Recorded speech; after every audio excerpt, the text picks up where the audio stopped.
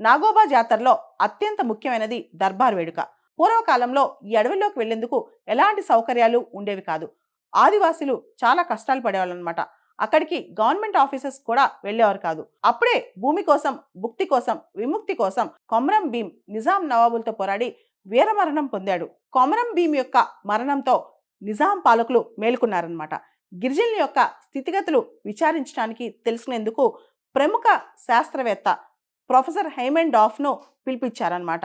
ఆయన ఫోకస్ మొత్తం ఈ జాతర మీద పడింది. కొండలు కొనలు దాటొచ్చి ప్రజా సమస్యలు తెలుసుకోవడానికి, వాటిని పరిష్కరించడానికి ఈ జాతరలో దర్బార్ ఏర్పాటు చేయాలనుకున్నారనమాట. అలా మొదటిసారిగా 1942లో దర్బార్ ఏర్పాటు చేశారు. ఆ ఆచారం, ఈ దర్బార్ ఏర్పాటు అనే ఆచారం ఈనాటికి కూడా నాగోబా జాతర సందర్భంగా కొనసాగుతుంది. ఈ దర్బార్లో పాల్గొనేందుకు ఆ జిల్లా కలెక్టరు, ప్రతినిధులు, చాలామంది నాయకులు, తెగల నాయకులు, గిరిజన పెద్దలు అందరూ హాజరవుతారనమాట. ఆ టైంలో వాళ్ళ సమస్యల్ని అధికారులు తెలుసుకుంటారు, వీలైతే పరిష్కరిస్తారు కూడా. అందుకే ఈ దర్బార్కు ప్రత్యేకమైన ప్రాముఖ్యత ఉంది. ఈ నాగోబా జాతర తెలంగాణ రాష్ట్ర ప్రభుత్వం అఫీషియల్గా ఆర్గనైజ్ చేస్తుంది.